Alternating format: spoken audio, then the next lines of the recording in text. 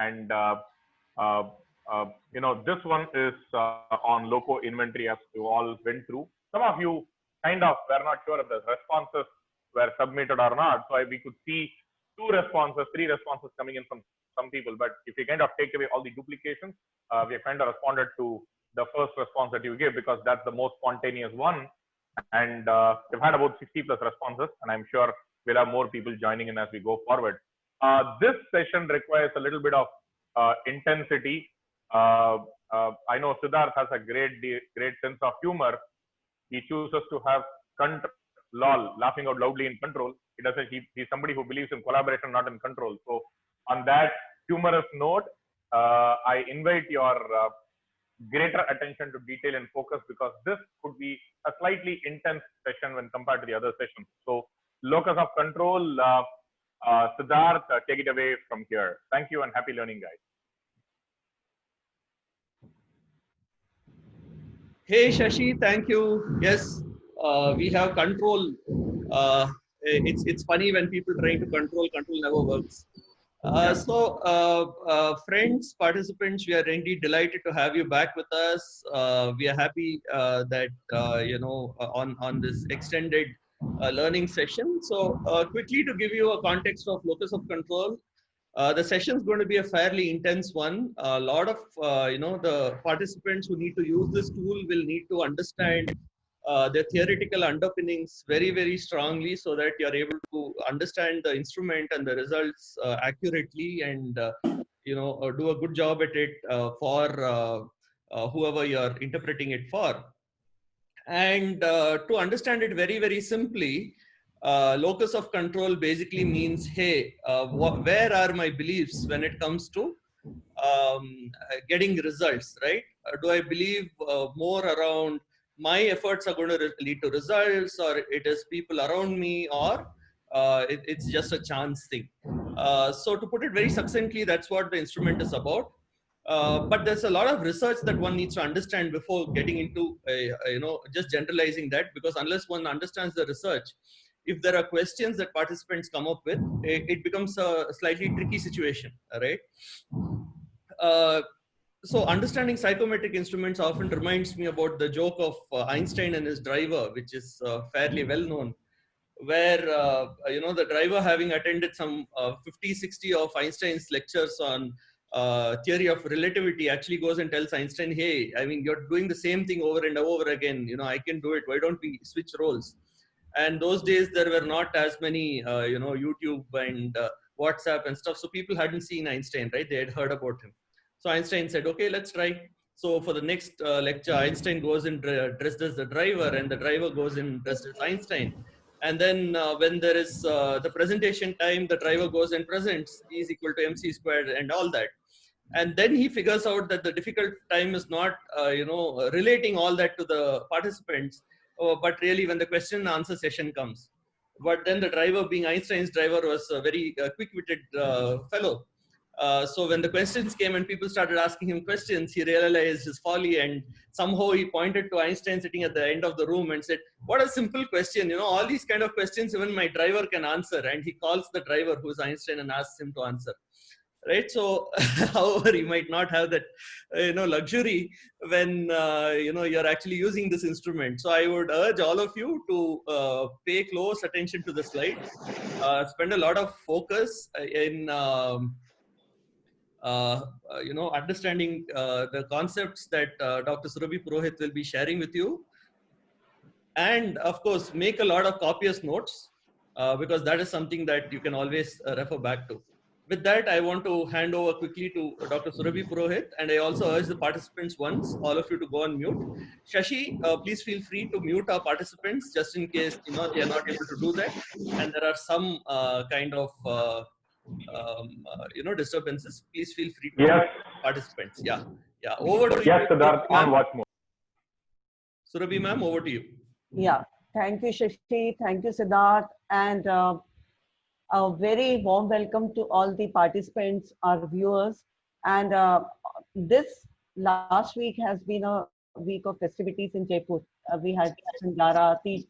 Please accept my greetings for Tej. Although it was, the enthusiasm was not there, but still we had we were able to celebrate 2 festivals this week. So a very warm welcome to all.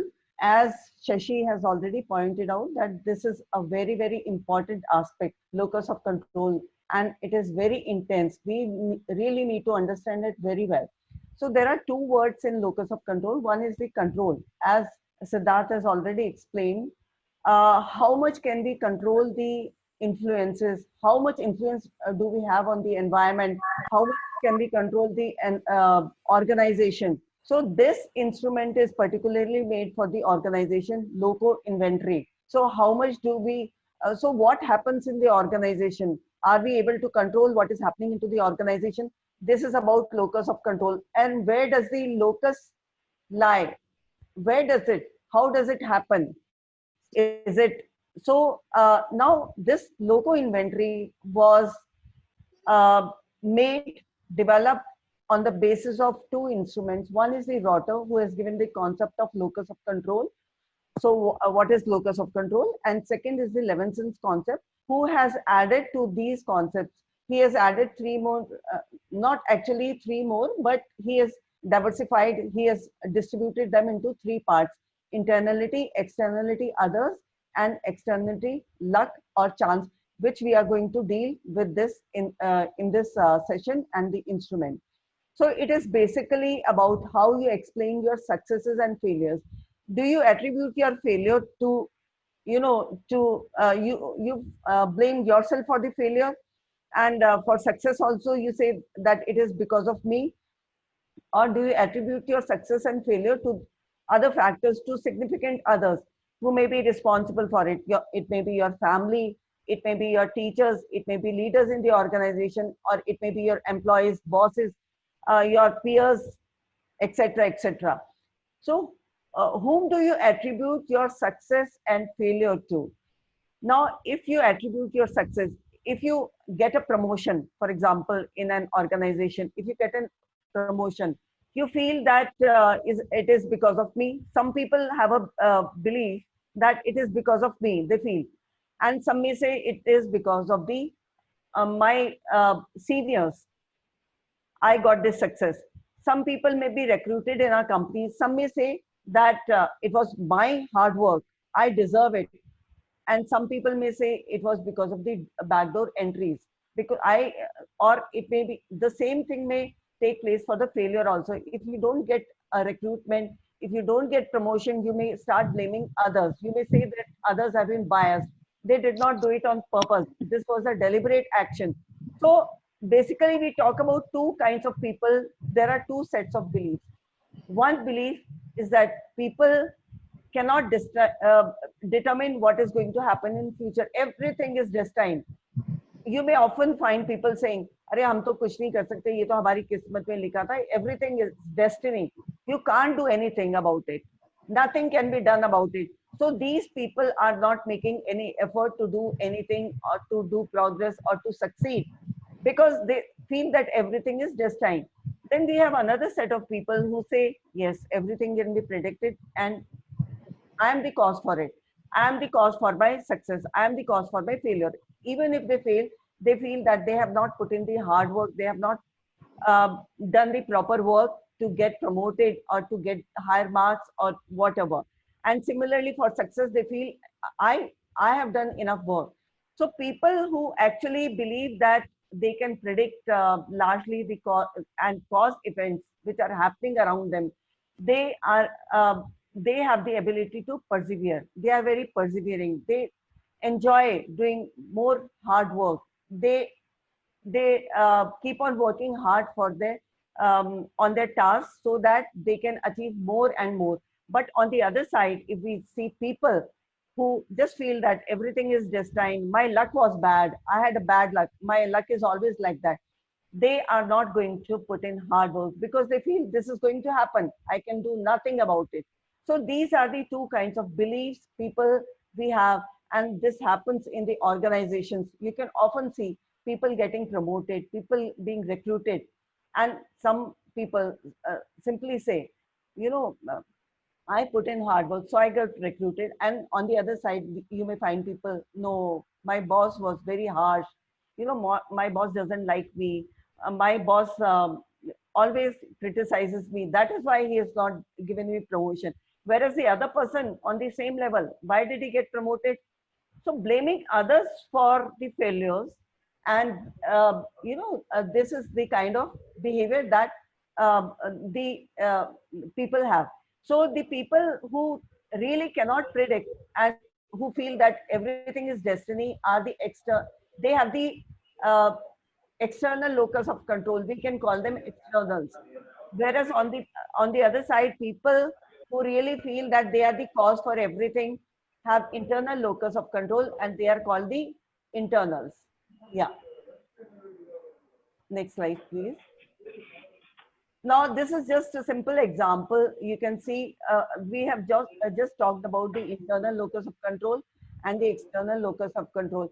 You are on a driving test and you've taken the test, but suddenly you understand that you have not cleared the test on the driving. So if you have an internal locus of control, you will feel that you need more practice. So you will make an effort to practice more so that next time you can pass that test. But in case you have an external locus of control, you will feel that the instructor was grading you too harshly, or he just did not like you. So that is why. And he was being biased. So these are the two kinds of attitudes that people have. Now, definitely, you can now understand which is a better control.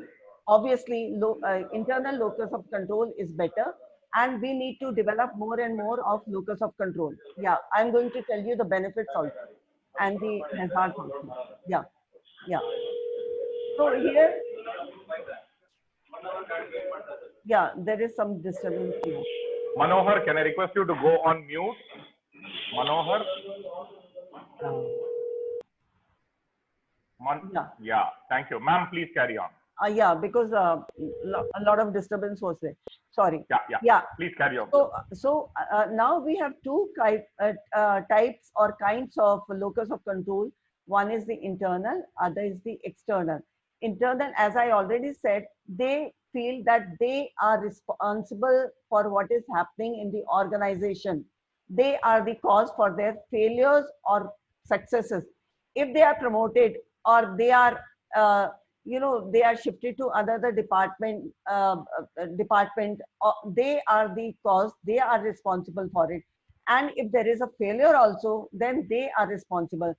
So a belief that reinforcement is brought about by one's own behavior is internal locus of control. Whereas if there is a belief that reinforcement is under the control of other people, fate or luck, it is external locus of control. So some people may say my promotion is due to seniors or other people. So that would be again external locus of control if the person feels that it is because of me. Because if the person feels, again I'm repeating, if the person feels that it is all due to the external factors, the person may not put in the required effort which he should put in for the promotion, or to get a higher achievement, for achievement motivation. Yeah, next slide please. Now again, see, this is just that people control the destiny. People who are internal feel that I control my destiny because destiny is in my hands. On the other side, we have people who say others control my destiny.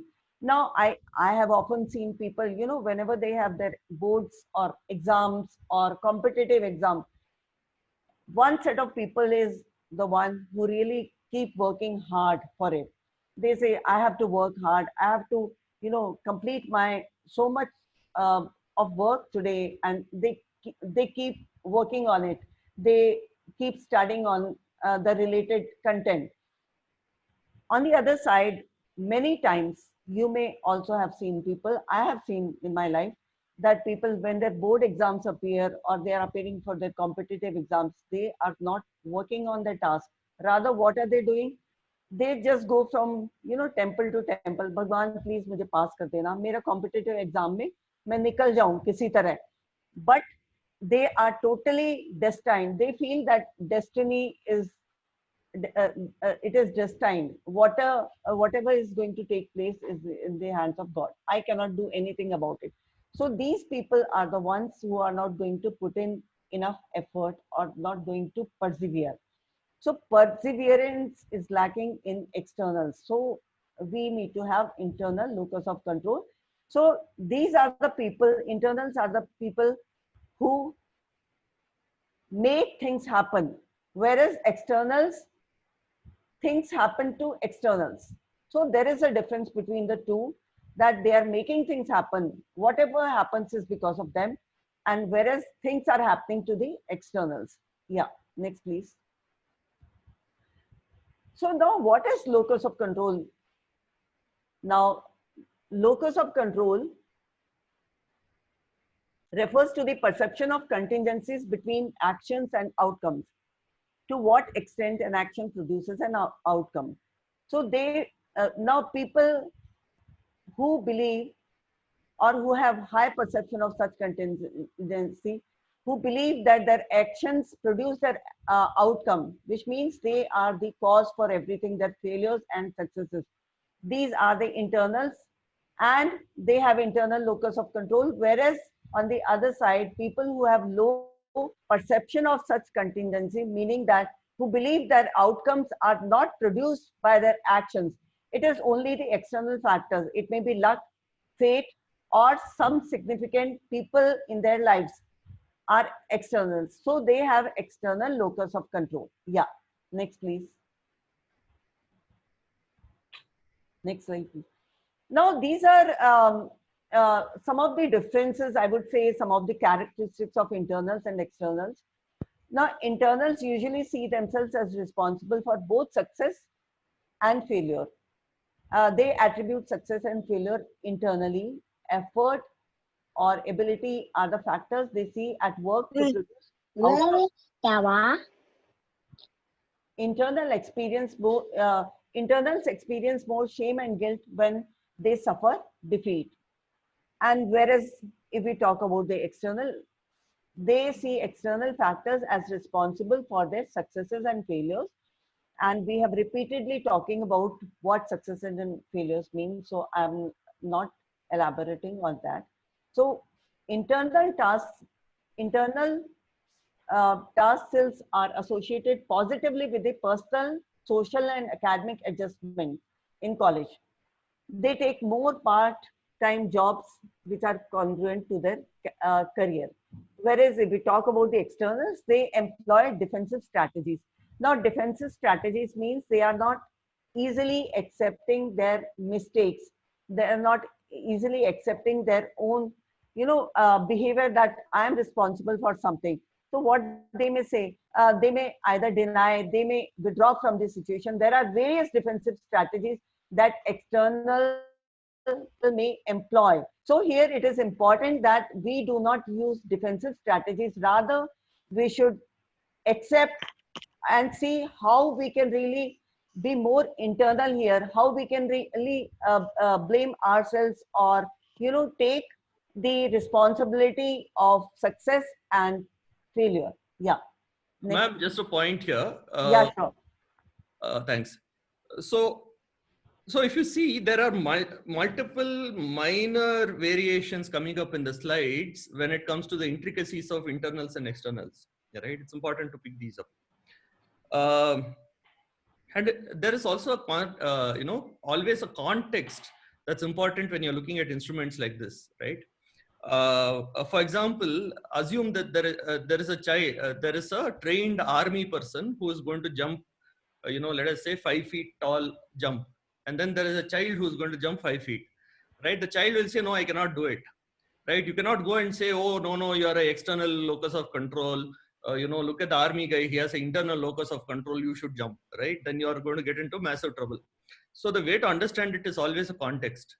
Even if you are kind of counseling somebody and, the person says it is possible, if the person says, no, if the person is not very sure of being able to do it, always try not to impose your view.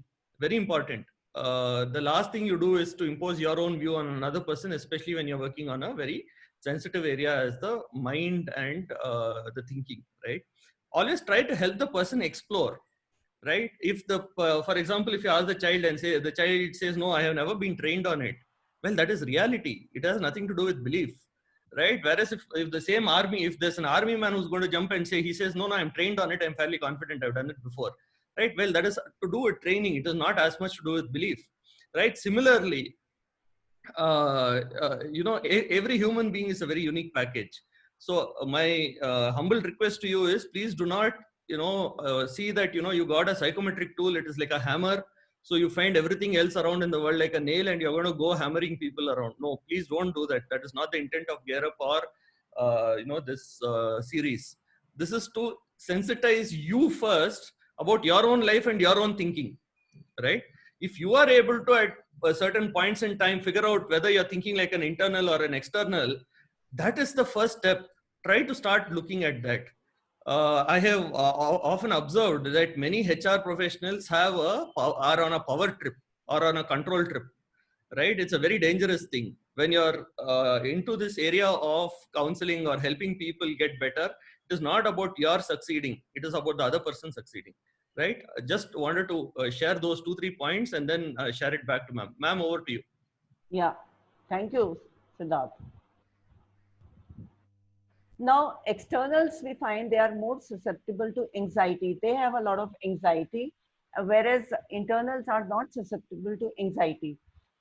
Now, externals are do not adapt well to stress and demands of reality because they have high stress. They have more stress as compared to the internals. And coping is better in the internals. And now I'm not, this is not just out of the text or book. These are the various studies which have been conducted on locus of control. On the basis of those studies only, we are coming to these conclusions. Now, externals usually give up easily, as I said, because they feel that nothing can be done about, everything is destined. I cannot do anything about it. So they have a tendency to give up easily. They do not put in the required effort. Whereas they are persistent. Internals are persistent. They continue to work hard. They do not spend much, externals do not spend much time on a task. Whereas internals do spend much time, they spend long time on task, and they are the internals.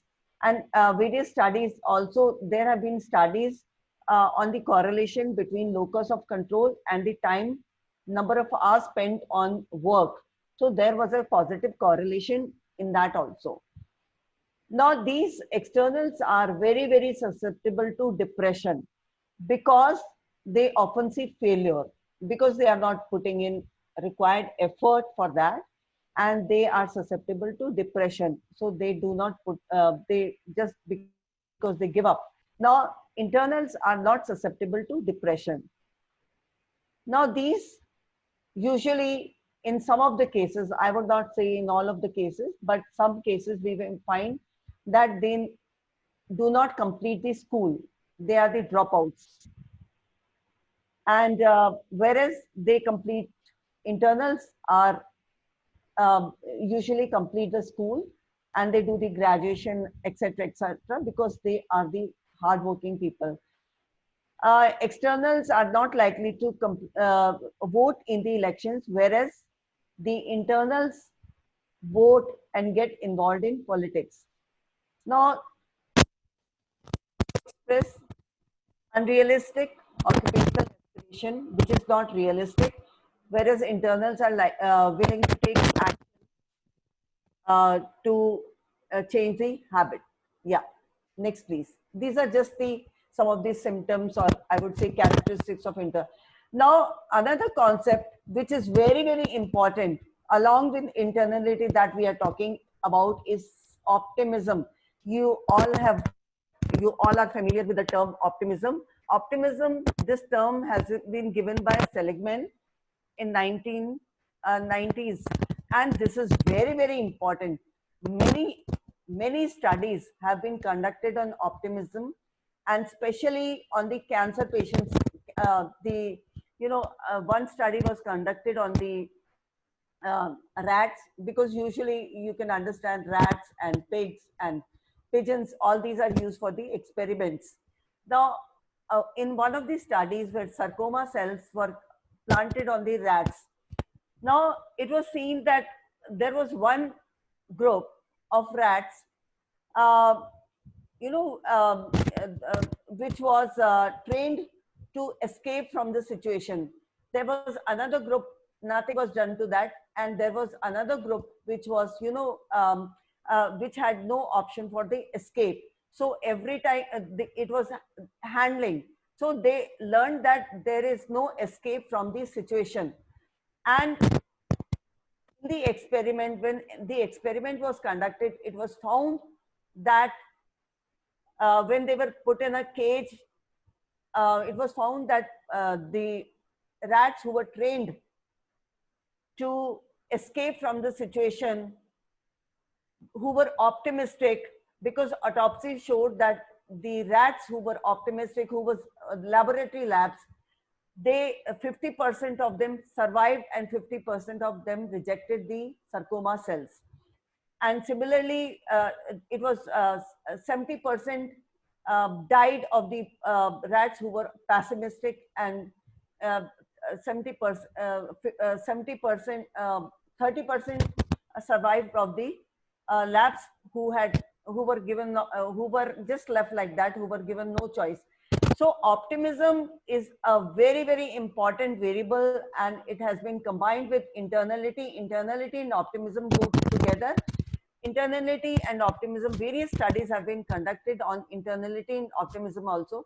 In our life also, you may often find, cancer patients who are very optimistic, who have this optimistic, or who meet an accident in life, who somehow meet failures in life. And, even I have seen some cancer patients who are optimistic and they survive, non-Hodgkin's cancer, which is, difficult to survive. But people who have optimistic have survived those kinds of cancers also. So optimism is very, very important. And if you, I'll just give you a small example on that note on the optimism. My father, Uday Parikh, once he slipped and his collarbone was broken. And in another incident, he broke his hip bone also. So during that period, when his collarbone was broken, what he did, he said, I better attend the, this meditation. I'll attend meditation for 10 days. And so he was very, very optimistic. He did not think about the problem, how I am going to deal with it. And he attended that meditation for 10 days. And when he came back, he was perfectly fine on that. And on another incident, when he fractured his hip bone, it's hard to believe. People at the age of 80 may often feel that, what am I going to do now with the broken hip bone? What am I going to do now? He may always think about, his problem. So this has happened to me. But Professor Parikh, what he did during the entire period, because his hip bone was broken, he could not move. He was on bed. He was on that traction, and he wrote one book during that period. So this is optimism. This is internal locus of control, live example of internal locus of control. How this is how we see, this is really helping us, helping people, and it is not developing only the person, but also the team, also the people around us. Yeah, and this is very useful for individuals, teams, and organizations. Now, another important dimension has been added to this internal locus of control, or locus of control, I would say, is the concept of attribution of success and failure. This concept has been given by Wiener. Now, he added 4 dimensions to it: ability, effort, task difficulty, luck. Along with these 4 dimensions, another two more dimensions are added: stability and variability. Now, what do we attribute our success and failure to? Is it the stable variable or the is it stable factor or is it variable factor? So now these two dimensions, stability and variability, would be combined with ability, effort, task difficulty, and of course we have been talking about internal and external locus of control and those two dimensions. So this is going to give us this kind of quadrant. Yeah, next slide please. Yeah, can I have the next slide? Yeah, so here we can see this is a kind of quadrant. Now internality can be either stable or it can be variable. Similarly, externality can also be stable or variable. Now when we talk about the ability, it is stable because ability is something which is difficult to change. You have the ability, you know, for mathematics, you have the ability of accountancy, you have that aptitude or ability for something which is stable. Nobody can take it away from you. And similarly, task difficulty, if somebody finds, you know, mathematics or science very, very difficult, for example, I find chemistry difficult, so it is a difficult task for me, it is a stable, that difficulty of the task would remain, so it is a stable factor. Not talking about the variable factor, effort is something which we can change. This time I have put in less effort, and next time if I have not succeeded by putting less effort, next time I will put in more effort.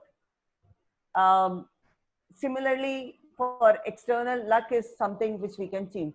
Now these two are the variable factors. Just giving you an example from our, you know, sessions, because people may be wanting, we did have feedback on the how on the examples from the corporates and from the companies, and including more of examples. So we are making efforts to, because this is a variable factor, we are making efforts to make it more understandable through more examples and more illustrations from the corporates and from our life. Yeah.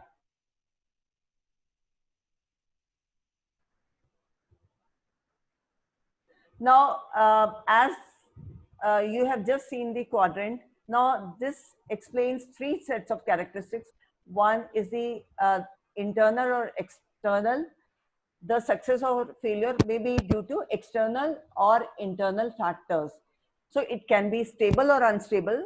Stable is it remains the same, and unstable is which can vary. So unstable, and third is it can be controllable or uncontrollable. Can you control it or not, or you cannot control it? So these are the three explanations from the quadrant that we have just seen, and these are the three things we are going to deal with in the instrument. Yeah, next please. Now on the basis of the on the basis of various studies, Wiener has now concluded that persistence is required. Now, persistence of any person or even a manager results in three conditions. Number one, if the success is attributed to internal variable factor, that is effort. So if he attributes his effort to the variable factor, which can change from time to time. So now this is because people perceive their effort can vary, and it has resulted in the desired outcome. So next time they are going to put in more effort. They find pleasure in putting in more effort. They enjoy, they persevere. So success is so this persistence will continue, persistence will be there in these conditions for employees, for the managers, for students, for teachers, for leaders, or CEOs, whatever. So these are the three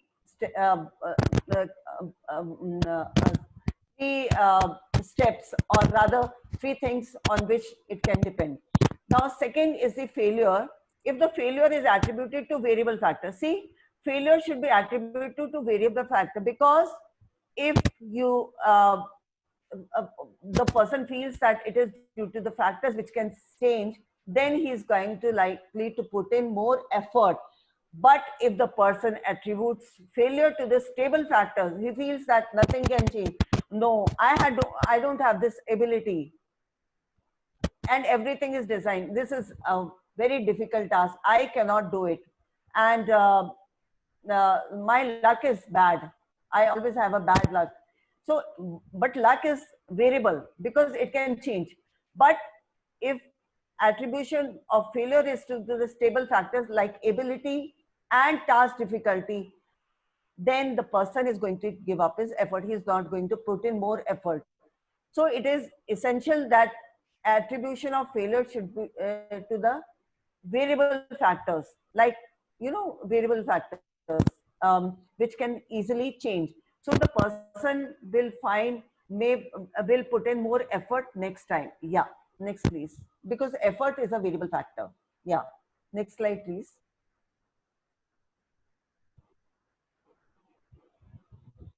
Can I have the next slide?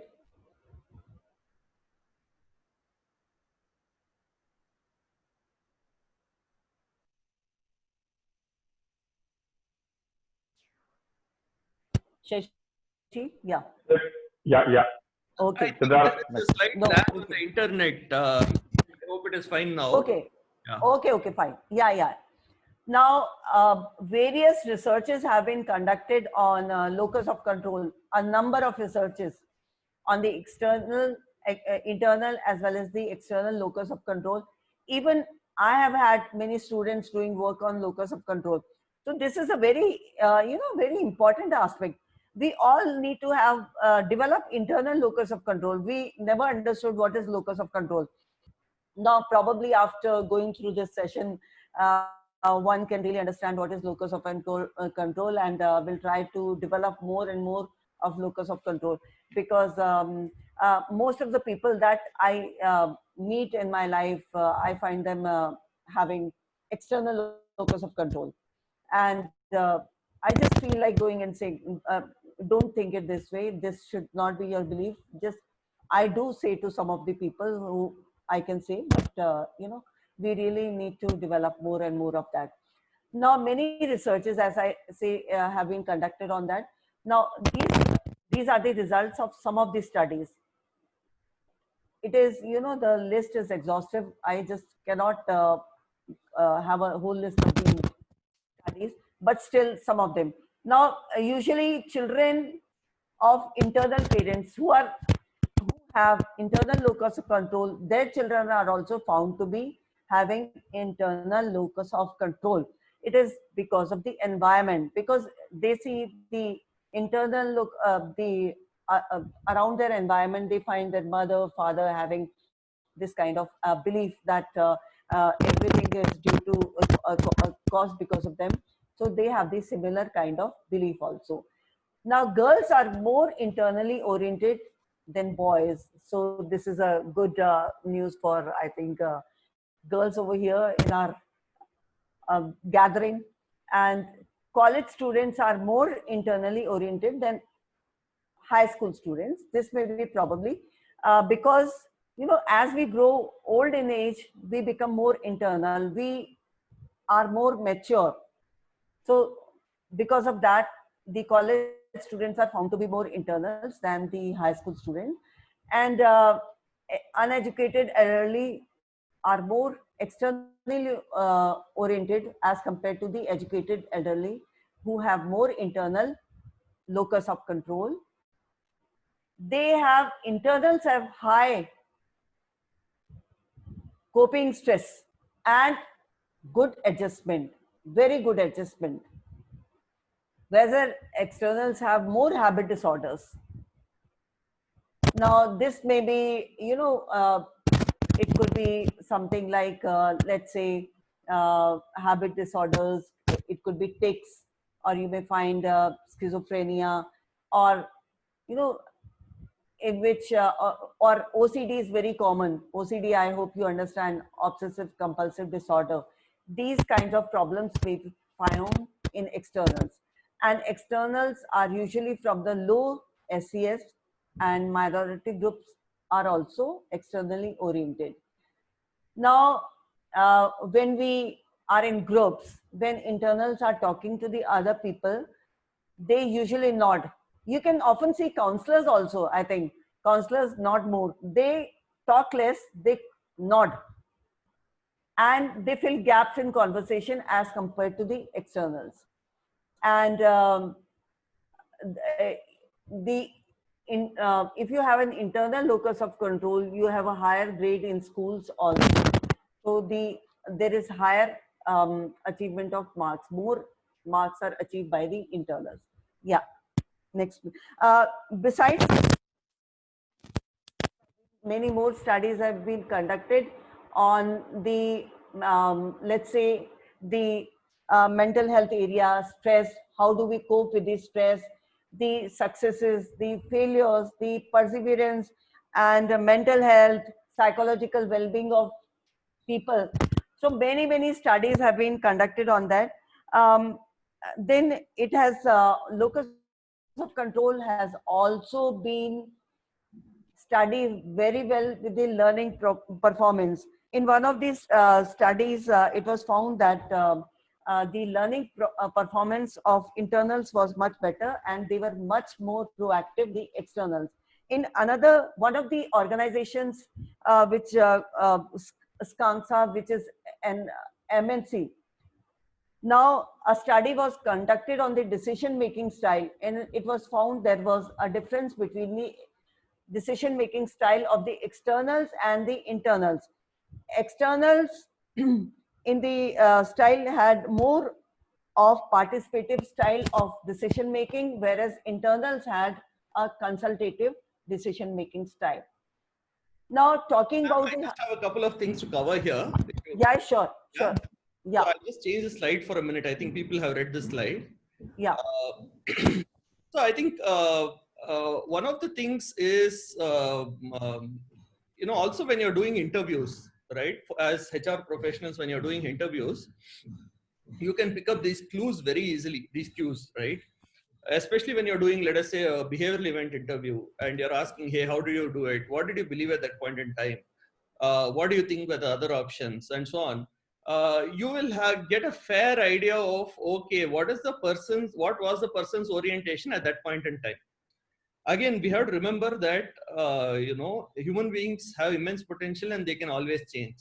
Given the good support, given a good training, given hand holding, and given a lot of compassion, any person can be developed to whatever level you want. It is a question of time. So don't get into a habit of pigeonholing people. No, Surabhi ma'am that day said, successful people have internal locus of control, or the opposite, or whatever it is. And hence I will look for internal locus of control, and then you'll make your life miserable. You'll make your, your stakeholders' life miserable. And of course that poor candidate. So please don't do any of that. Use this as a learning. Use this as a learning to explore a little more, to understand the person a little more, to see how you can make that person's life a little better, right? That is the focus.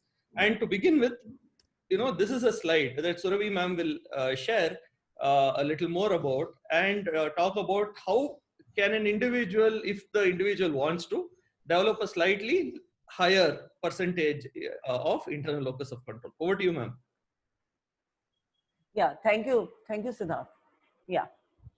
Now, these are some of the tips we really need to develop internal locus of control. How can we do it? One is, first of all, recognize the basic fact that you always have a choice. Never think that you have no choice. Now, if you have no choice, that is again a choice in itself. So it's your choice to allow other people or events decide for you. So do you want others to control you, or you want to control yourself? So you have to decide that. Now, we need to set goals for ourselves and note by working towards these and achieving, we are in fact controlling what is happening in our life. So this is going to build self-confidence in the person. Now, of course, in the team, if we are working in the team, it is going to build the self-confidence of the team also. Now, decision making, as I said, many studies, it has a very high correlation with locus of control decision making and problem solving also. So develop your own decision making and problem solving skills. Now you can feel more confident uh, and in control of what happens. So when you are able to take decision and problem solve the problem on your own, you will be definitely self-confident, and this is going to develop your internal locus of control. And whenever you feel hear things saying no choice, just step back. You feel that you have nothing to do, step back, then see how you can really have control over it. It's your choice how you exercise it, how you can really do, whether you exercise it or not. It's up to you. Ma'am, So, I'll just jump in here again. yeah. Uh, one of the things each of you can do for yourself is to just write down how you feel or what is your perspective about something, right? Let us say you're facing a challenge, just write down. You don't have to show anybody, just write down. Oh, this is bad, this is unfair, or I can't do anything about it, I feel this is whatever, or so and so is responsible, whatever. Just write without thinking about it. Just write. Uske baad take that sheet and start underlying what is all internal locus of control, what is external with a different color pen, and then see the overall pattern that is coming up. Which color is more in it? It will give you instant feedback. It will say, oh, okay, this is my version of reality. This is not reality. Okay. And hence, how do I want to change the way I look at things? Because the way I look at things will shape my reality. Right? So how do you actually achieve this slide? Is you can do a very simple hack. Right? These days, everything is into hacks. So find a hack, write it down. Or okay, no, I can't write. Last time I wrote was in college. I can only type on my mobile or I can only type on my laptop. Do it. No problem. Right? The idea is to help get an instant feedback of what is the internal mental state. Right? That's the simplicity of it. Yeah. I'll just change the slide and hand over to ma'am. Developing internality.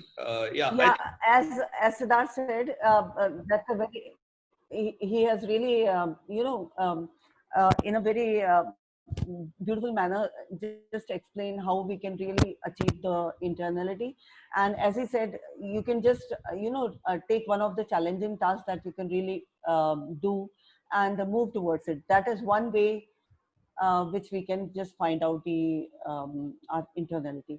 Now, besides the tips that we just mentioned, there are other ways also how we can develop our internality. Now, these are some of the ways we can really develop the internality, and various training programs are being conducted on these. Now, self-awareness training programs can be done. Now, person should be made aware of what his personality is, what his aptitude is, what his attitude is. Once the person understands himself, he will be able to develop internality in a better way. He should understand, first of all, he should know what he is.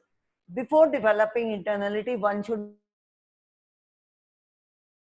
about the self-awareness in the previous sessions also, like on the scale, personal effectiveness scale also, we talked about this. So it is important to know ourselves, our strengths, weaknesses, and all that. So number one is self-awareness. Second is motivation development. Now, McClellan has and Atkinson has done a lot of work on motivation development, achievement motivation. Now, how really for this we visual imagery is required. I'll just interrupt you for a moment there. Guys, we are almost coming to the end of the presentation, and this slide is extremely important. Very few people will be able to actually give you the points that are there on this slide, because usually, people will say, take an instrument, use it, use self-awareness and go on in life, right? But these are very detailed stuff that you will find it very difficult to even look around and find, information on. Please pay a lot of attention on this particular slide. Thank you. Yeah, thank you. Yeah, this is a very important slide, and this is how really if we can develop internality. Now, motivation development, we all have visual imagery. We all work on the visual imagery. So how can we really work on the achievement motivation of that imagery that we have? Is it real or is it achievable? So motivation development is so essential for achievement. Motivation is important aspect of internality. We do need to develop achievement motivation. We need to have achievement motivation, and it is only by motivation development. Now, for all these, as I said, training programs are conducted, labs are conducted for developing each one of these aspects. Third one is valuing and assertion. What do we value? Uh, the cognitive world, whatever values we have. Sometimes we feel that whatever we value is correct. Whatever we value is right. So is it right or wrong? And moving towards assertion, because some people may feel that their annoyance, showing disinterest in something, that is assertion. So we need to explain the meaning of assertion to the person who is trying to develop internality. So values and assertion, what does the person value and how does he assert on the values or beliefs that he has? And then reinterpretation. As I just said, annoyance may be interpreted as, just giving you a small example, some manager who shows annoyance in the company or the corporate, he feels that I'm showing my assertion, but is it assertion? So reinterpretation of everything is required. For children also, sometimes we help the children, or in corporates also we try to rescue the person. We do a lot of jobs for them. We help them a lot. If a colleague comes to you, if an employee comes to the manager, so manager simply sorts out the problem, does the problem for the person. Now is the manager helping that employee, or by rescuing the employee is he harming the? So the manager is thinking I'm just helping, but on the other hand, if we look at the other side, the manager is not actually helping, he's harming, because the person will not be able to develop, because he will be dependent. So reinterpretation of your thinking, of your beliefs is important. Now success experience. Now if you have, person should always, if you have that experience of success, it is reinforced. Support the person experiencing success. If that experience is supported, that success is supported, the person is likely to develop internality. And similarly, supportive demands which are from the family, from the leaders, from the managers, from the peers, subordinates. We have so many people around us. Now if once we have the support from the people, and then demands are placed on us, then we will be able to complete the demands in a better way. We can complete the demands because we have all the support which is required. So supportive demands are also developed internality. Then social awareness. This is done through the teamwork and social awareness and collective action. This is done through the teamwork and working together, having a team spirit, and making making people understand of others' beliefs also. Others' understanding should also be understood by the person. So social awareness is also required, and social awareness was partly dealt in emotional intelligence also. And then we have collective action. We can work in teams. How do we work in teams? Now this is not going to only develop the person, but also the team. Also team spirit is there. So collective action also leads to internality. So these are 8 things, simple things by which we can really develop internality. And we have training labs or training programs or training sessions for all these separately. So if you just want to, for example, know about your self-awareness, you want to have a session on self-awareness, we have 7 days for self-awareness. You can have motivation development, achievement motivation, 7 days. So we have for different durations, for different, and we have labs for that. Yeah, next please. Now, of course, as we have been talking so far, internality is so important. Now, why is externality not important? Now, this was a very important. I'll just go through the slide because it was a very important experiment which was conducted on the wild rats. Now, in this, see, there is a loss of hope. If the person is external, there is loss of hope, which can lead to the depression and suicide. Now, Richard has conducted a very important experiment on rats. Now, rats whose whiskers were trimmed swam for some time and then died. Now, autopsy reported that it happened not because of drowning, but some rats died in the same way as whose whiskers were not trimmed. So now all these were wild rats. So why did they die? Now, conclusion was, on the other hand, we can see that laboratory rats, even after their whiskers were trimmed, did not die. So conclusion showed that death was due to handling of wild rats who did not, who during the process of handling experienced that escape was not possible and developed high externality. Therefore, when they were placed in the jar, they swam for some time and later gave up hope and died. This is what happens in our lives also. So if you are put in a situation where you feel nothing can be done, no, whatever I may do, nothing is going to happen. The boss will never be happy with me, whatever I may do. So give up. Yeah, Siddharth? Yeah, so personally, I'm not a I'm not a big fan of troubling animals to figure out psychological concepts. But yeah, some stuff has happened, so it's good that it was shared with all of you. But then, yeah, I feel it's more worthwhile figuring out oneself through reflection and so on what's happening. Yeah. But Yeah. anyway, that's a part of academic theory. Yeah, Yes. so I will. I mean, people have gone over this instrument, ma'am, and we are also fairly out of time. So I'm just going to skip this and go to the scores because people have answered this instrument.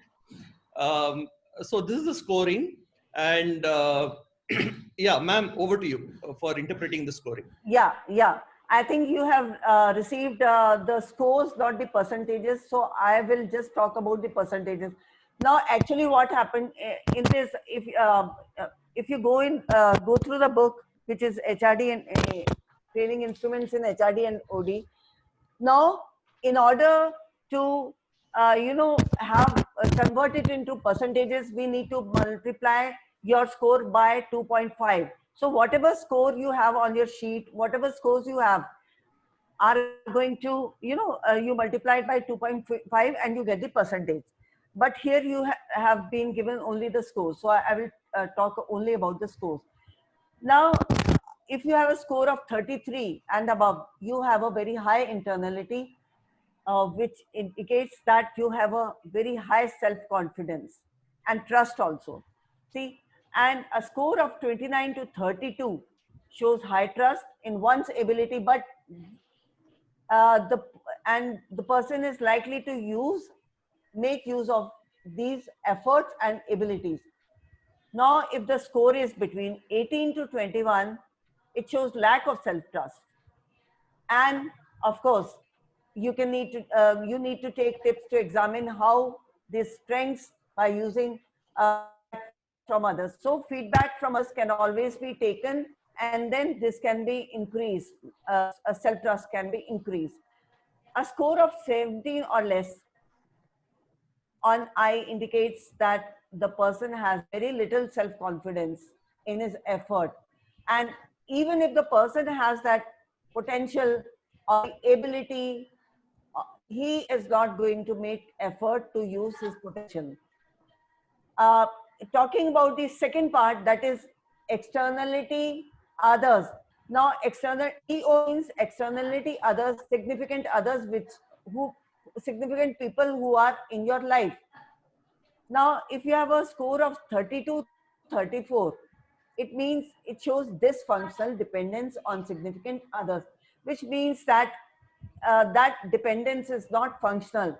you are emotionally dependent on that person, because you feel that whatever is happening, even if you have high marks, it is only because of my mother or father or my boss. I got this promotion only because of my boss. It is not because of me. So sometimes it becomes dysfunctional also. This is dysfunctional dependence, emotionally dependent on others. Now, if you have a score of 21 to 29 on EO, it shows a realistic dependence. So this should be, this is, if even if you have a score of somewhere 21 to 29, it is good. Now, score of 17 to 20 shows that you have an independence orientation. You are an independent person. You do want to do everything on your own. Now, if you have a score of 16 or less than that, you are counter dependent. Both of you are dependent on each other. And the last one, although I cannot see that point on by this thing, but but the point is that the lower the score on the EL, or the better it is, because otherwise you believe that everything is destined. Because otherwise you feel that everything is destined, you are not going to do anything. So the lower the score you have on the EL, the better it is. Yeah.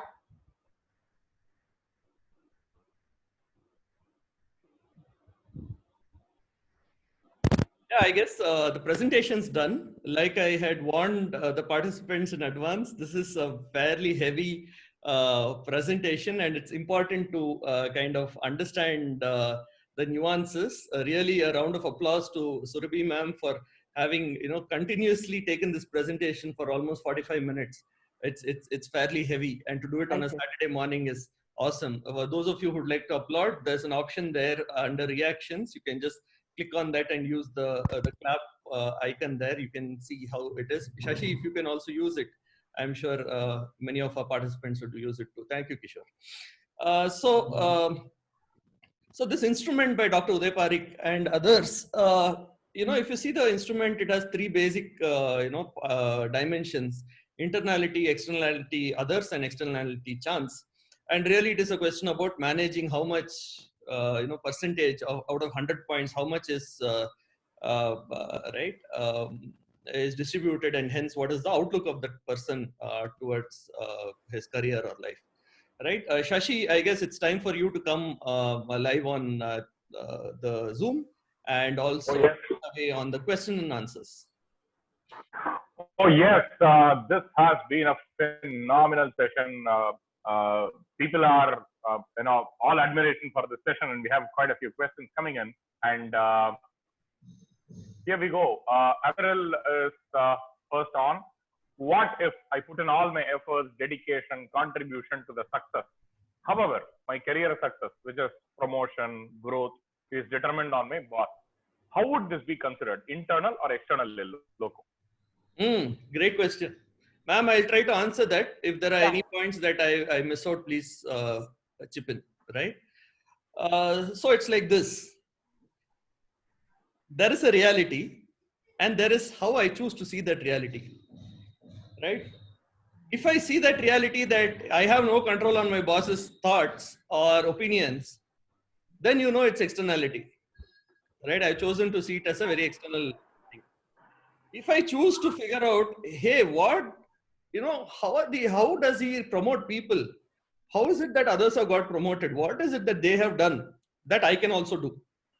Is there a way I can influence him? Of course, ethically. And how does he make his decisions? Right? Can I do something about it? That is definitely an internality oriented approach. I'll just leave it at that. I'm going to give very short, sharp, cryptic cues and leave it there in the space. Shashi? Thanks, Siddharth. Dinesh wants to know, how can we help ourselves and others to be more internal than external? Well, ask him. How does he think he needs to get better at internality? Dinesh, I can possibly cue that up as the Dinesh, are you there? Yeah, very much here. Yeah. Yeah, I think I got some great insights from Madam today. One slide was exclusively dedicated of that. So there is enough insights. Thank you. And In also, fact, there is we also wanted to know how can we reduce shame or guilt that may Shashi, hold come on, along when. Shashi, hold on. The giggles, the smiles, the joy, and the celebration, which is heard in the voice of the person who's just got an insight, is an indication that the person has got an insight. Very true. Okay. Yeah. Over to you, Shashi. All right. Shrikala wants to know, in general, if promotions or appreciations are not directly linked with the appraisal report of you and your colleague, right? But it is dependent on the perception of someone in the line of hierarchy, Correct. right? How to handle such external situations? I think we just answered that in the first question. Yes. Yeah. So for the sake of brevity, I am skipping that. Rishu wants to know, what does it mean if you have an equal score on I and EO? What does EC mean? I think this question must have come fairly earlier in the presentation. We have kind of belabored IEO. No, it came just about 10 minutes back. So, Someone's not paying attention. Okay, fair enough. Very quickly, EC is externality, chance, or what is called luck. And what it means, well, we'll put this video up on YouTube, rewind it, have a look. Still you don't get it, you're on the WhatsApp group, reach out to us. Yeah, that brings us to a close on all the questions that we have for the day. And the session has been more informative, and hence that is a reflection on the number of questions being on the lesser side, right? So more people have grasped what we had to offer for the day. Also, in a locus of control session, if people have questions, you say, you go find out. Right? What is this externality on others and externality on luck, right? So it's a little mischievous approach. Yeah. Anyway, yeah, I will stop the recording and then we can general chit chat with participants.